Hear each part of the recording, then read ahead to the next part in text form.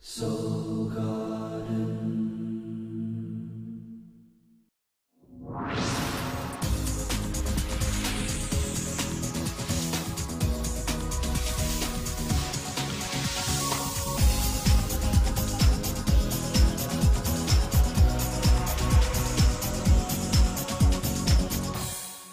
Hello, my invaders, and welcome back to Soul Horoscopes Weekly Edition. I'm your host to the universe, Christopher Witecki. So nice to see you, and thank you for your patience. I've been working on these new online videos. These are my new horoscopes. I call them the Update Edition because basically they are shot on my webcam on my desk. So hopefully these can come out a lot faster. That's been part of the problem. And pardon me if I look away for a second or two because I'm actually running the graphics in this as well. But it is great to be back, and things have been a bit crazy, right? Now, don't forget, Act 3 videos are available. They went up while I was off the air. This is for $6.95, a very deep, detailed description of what you can expect the next couple of months coming up. These next 2 months really do kind of determine our next decade of learning, so it's really worth $7. And you can download your rising sign or your sun sign available at soulmart.me, just so you are clear. Well, Aqua, we've got so much going on. Remember to come down the garden. We've got a whole community of people here to help you. We're working on love this month, which is a groovy topic, the I Love State of Awareness. Now, for people who don't know, the I Love State of Awareness is that green heart chakra consciousness that radiates from our heart. It is the green that gives trees the chlorophyll. It is really love that makes the world go around. So when you are an Aquarius, you get your love really from relationships, which you think everyone does, and they do, but actually all the other signs have another source of I love energy. For you, you really need to be in harmony with others to be able to allow the love flow. This is the reason why the age of Aquarius is going to feel good, I think, is because Aquas need to connect to people on a good level. They want to have love exchange, and your challenge as an Aqua always is that fine balance between your individuality and surrendering to your love. So overall, as we start off on Monday, it's cloudy and hyper aware for the Aquas. That's because the moon is in Cancer, putting emotional focus really on your daily reality in your body and making everything a lot more emotional than it has to be. One of the interesting things here, excuse me, one of the interesting things going on has to do with the Sun, the Mars, and Saturn. Those are the three biggies. Let's first start, though, with the moon. It's technically Love Fest Day on Monday, but I don't know if we're going to be feeling it completely. That's just because there's so much other gravity going on. Of course, Love Fest Day, if you don't know, is when the moon and Venus come together. When they conjunct, emotions can open up to receiving more love. Now, the moon and Venus are in Cancer in this particular time, which means for you, you are opening up to experiencing reality more powerfully. So this is one of the reasons why I think you might have kind of a cloudy day going on.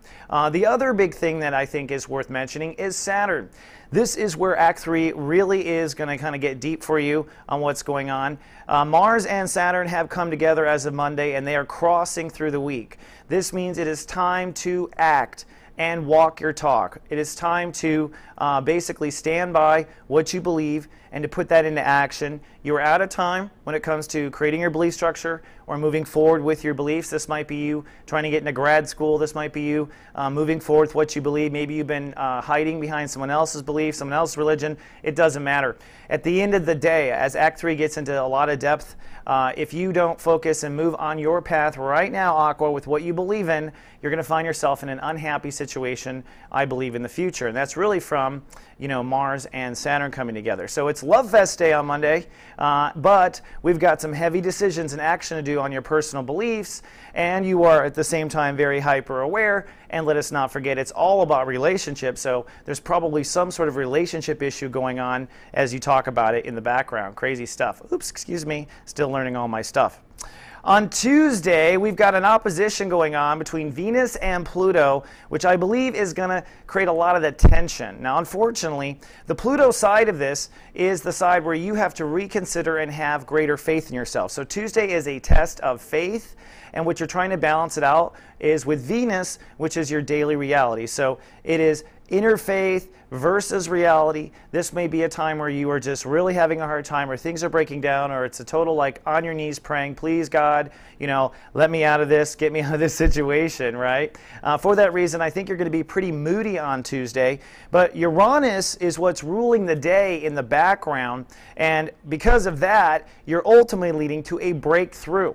The breakthrough will be probably first in how you relate to yourself. So all that moodiness forces you to respond differently to yourself. But then secondly, you might have a breakthrough, and from that see a whole new of relating to others, a whole new way to relate. And what does that mean when you're in Aquarius? Well, if you can relate and let energy flow, that means you have access to love, creativity, and your inner child. So I think Tuesday is a tough day. It's that tug of war between faith and reality, and it's the breakthrough in understanding relationships. Not so much fun, unfortunately. On Wednesday, it's breakthrough. Now, it's going to be cloudy, probably still sentimental. Your emotions are now moving into long-term relationships. So we are on approach now for Lightcast Day, which will be on Friday.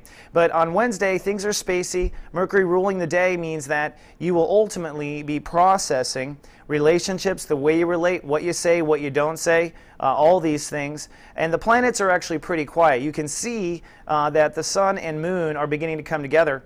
Now, for a period of time, depending on if you're watched over by GA, we will have very emotional clarity as the moon crosses Mercury there you see in the corner.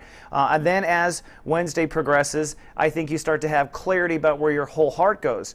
Wherever the moon crosses Mercury there in the beginning, that is a childish part of you that you'll get clear on. And see, the childish part of you will release the sun, which means the adult child of you, the most mature part of the child, will have awareness expansion by you having clarity over the most immature part of the child there, represented by Mercury crossing the moon. So interesting stuff on Wednesday. It really is kind of a teeter-totter day. On Thursday, it's sunny and sentimental. I think whatever breaks through, Thursday is really a day of coming to peace. So on Thursday, it's not going to have a lot of headlines, but it really is maybe making peace with that LTR. If you're involved in a relationship in this particular transit, this might be where you make peace with the LTR, where you make peace with yourself, where you restore balance and order to everything. Again, emotions are focused on your relationships, as is your overall awareness, and we're now 24 hours away from Lightcast Day, so it's an interesting time. Then we get to Friday. Now, Friday is actually a cloudy day, and it is Lightcast Day, the most powerful day of the month to manifest our intentions.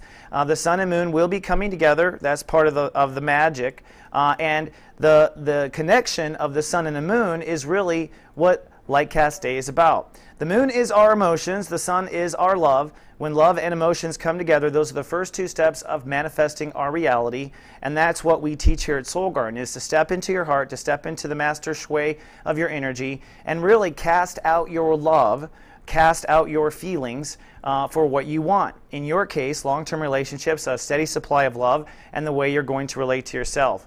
Now, I do have a little treat. For those watched over by GA, I'm going to put up a secret video with a password and link. You'll get a text on Friday that will bring you into a video, and that it will require a password, but it'll help you along with the light casting and filling your heart with love and all of that, because I can't do it every week. So I thought it'd be something nice I'd give those watched over. Then on Saturday, it is going to be cloudy. You're going to be a bit guarded. Why is that? Well, Lightcast Day is over. The moon is now going to move into your trust and intimacy issues. That's what's making you, I think, a little moody. There's also a trine going on, which I think is part of the headline, and spacing out. So the moon has you very vulnerable and in your inner self or in your private self. Then this trine between Mercury and Uranus begins this transformation of energy that will begin to happen. And this, again, starts on Saturday. So as you're starting to feel how to relate and whatnot, Uranus, which is in Aries, trining over to Mercury in the early part of your relationship sector of energy, or the early part of your inner child energy, right, that we talked about how they update together. Well, as the youngest part of you in relationships, or the most immature part of you in relationships begins to get it, all right? This trine basically talks about how your whole attitude, your entire intellectual approach will open up. So it's really important that you coach your inner child along, and no matter how silly the circumstance, you face your issues, because when you do, your entire intellectual ability is opening up and you're feeling better at large. On Sunday, sunny with a chance of grande. That's because the sun will be ruled by Mars, and so action energy will be ruling the day on Sunday. Also, the moon is still in the house of intimacy for you, so emotions are focused on privacy, closeness, etc. That's part of it as well. But Mars also rules the day, which tells us that it is time to act and step forward on exactly what we need to do. So what that comes down to is, if you need to propose, if you need to file for divorce, if you need to stand up for yourself and prove that you'll be there for yourself, whatever action is necessary to prove to you that you are serious about having good, balanced, harmonious, long-term relationships and bringing love into your life, you need to do it. Taking action is part of manifestation. I teach that in Lightcast Bootcamp in all my classes, and you want to definitely take some action on Sunday that shows to the one you love and to yourself that you are serious about whatever this business is. And you do mean serious, right? All right. Well, I hope you like this new version. I know I'm a little distracted, but I'm getting better at it. Thank you so much for your patience. I will see you next week. Come check us out with office hours. And until next time, Aqua, fight for the heart, fight for the love, and live, love, be.